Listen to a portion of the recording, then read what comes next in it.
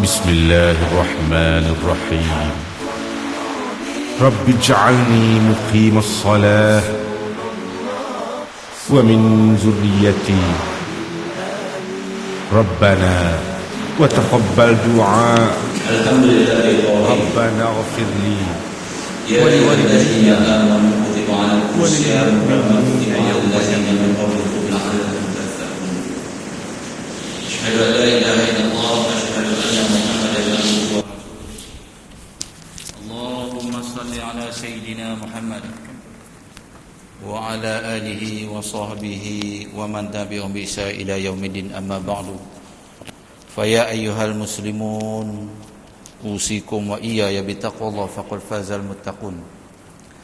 قال الله تعالى يا أيها الذين آمنوا اتقوا الله حق تقاته ولا تموتن إلا وأنتم مسلمون. رب اشرح لي صدري ويسر لي أمري واحلل عقدة من لساني يفقهوا قولي. قال سبحانك لا علم لنا إلا ما علمتنا إنك أنت العليم الحكيم. ولا حول ولا قوة إلا بالله العلي العظيم. Bismillahirrahmanirrahim. La yazuru ma ismi syai'un fil ardi wala fis sama wa huwas samiul alim.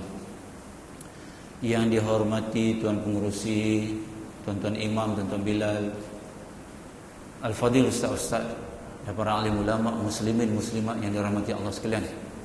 Alhamdulillah, syukur kita kehadirat Allah Subhanahu wa taala, dipanjangkan umur kita buat seketika. Jadi dapat kita bertemu di majlis ilmu pada malam ini. Kita sekarang ni sedang berada di dalam malam 13 Syaban. Jadi begitulah tuan-tuan muslimin muslimat, begitu pantasnya masa berlalu, masa yang dipunyai oleh Allah Subhanahu wa taala. Pejam celek kita dah berada di pertengahan Syaban, dan tidak beberapa hari lagi kita akan menyambut Ramadan. Ramadan datang dan pergi. Sama ada kita suka ataupun tidak, pasti datang. Yang pastinya kita ni, jangan menunggu bila Ramadan nak datang. Kita ni kena tanya diri kita, apa persediaan yang kita nak buat untuk tahun ini. Tuan-tuan muslimin muslimat, kebesaran Allah Subhanahu wa taala bila mana Allah menghidupkan kita daripada sehari ke sehari. Sebenarnya Allah lebih mengetahui daripada kita. Sebenarnya Allah mengetahui bahawasanya manusia itu ada kekurangan, masih ada kekurangan pada dirinya, maka Allah hidupkan dia untuk sekian hari lagi. Sebab apa? Sebab Allah mengharapkan agar manusia itu sendiri boleh tanya diri dia sendiri, aku ni apa yang kurang? Aku tak bertaubat lagi kepada Allah. Maka bertaubatlah dengan segera. Itulah hakikat sebenarnya kehidupan yang Allah hidupkan kita daripada hari ke hari. Mana Allah sayang kita, Allah jaga kita, Allah sayang kita, bagi kita peluang. Dari hari demi hari bagi kita peluang. Sebab Allah tak mau. Sebab Allah dah bagi warning sencang dah. Ya ayyuhallazina amanu taqullaha haqqa tuqatih wa la tamutunna illa wa antum muslimun. Wahai orang-orang beriman, bertakwalah kamu kepada aku, kata Allah. Dan jangan kau mati selain daripada Islam. Sebab apa? Siapa yang mati selain daripada agama Islam, di dalam Islam, cara husnul khatimah, maka besok azab akan menanti dia. Siapa yang mati dalam su'ul khatimah, kata Allah Subhanahu wa taala, takut-takut terus dicampak ke dalam neraka. Allah pun tak mau. Walaupun Allah mencipta kita, Allah menyusun galur kita punya kehidupan yang daripada kita mula lahir sampailah kita sekarang ini, Allah yang mengatur kehidupan kita. Sama ada kita perasan ataupun tidak, sama ada kita pandang ataupun terlepas pandang, begitulah hakikat kejadian kita. Daripada kita kecil sebesar tapak tangan ini, kita makan benda yang sama, nasi lah apalah, sampailah sekarang kita makan nasi, kita tak pernah rasa pun anjakan kebesaran kita tu. Daripada kecil sampailah sekarang ni besar. Macam mana boleh besar? Kita tak perasan. Begitulah kuasa Allah Subhanahu wa taala. Kehidupan manusia ni berperingkat-peringkat.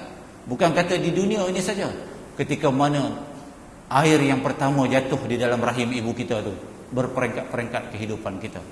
Daripada setitis air jadi setitis darah, daripada darah jadi daging, daging dicipta jadi tulang belulang. Maka kita pun jadilah seorang bayi di dalam kandungan ibu kita. Alhamdulillah, syukur kita kehadrat Allah Subhanahu wa taala. Sebab apa? Allah pilih kita terus jadi seorang Islam. Berbanding dengan orang yang bukan Islam, orang yang kafir, kesian mereka.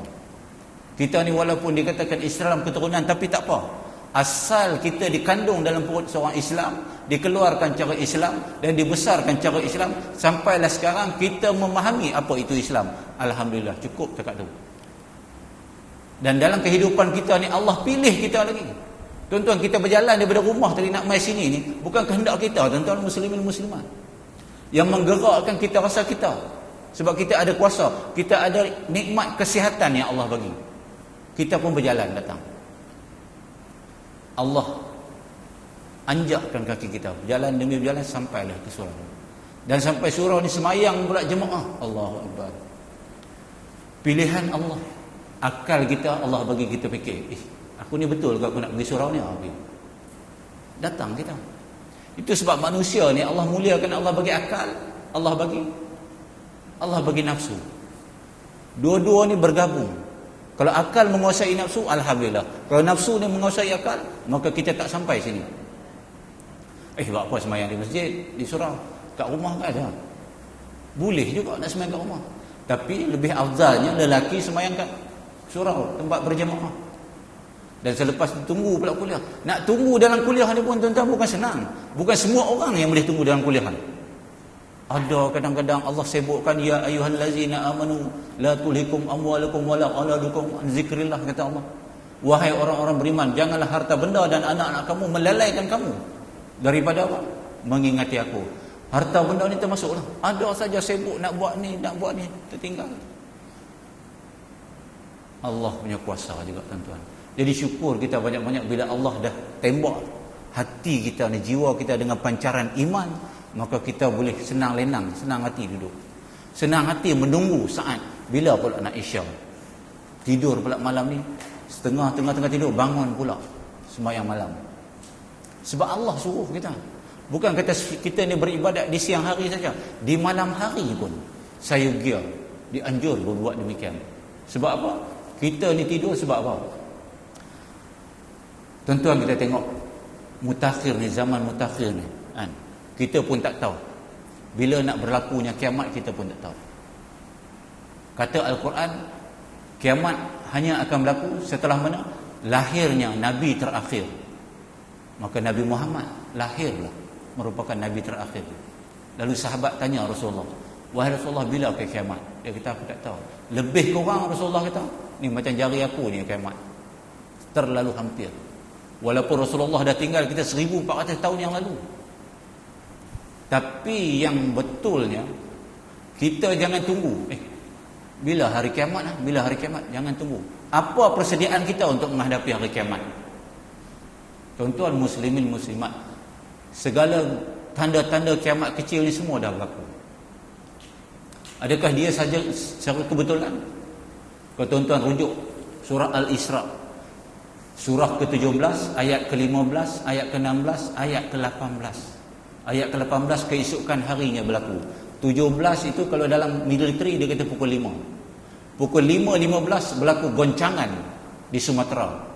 Berlaku. Tercatat dalam surah Al-Isra. Adakah kebetulan? Allah lebih mengetahui. Itu sebab Allah yang mengatur semuanya. Yang apa juga berlaku dalam alam ini, Allah yang atur. Matahari besok nak naik dari timur ke, nak tenggelam daripada barat kan, Allah yang atur.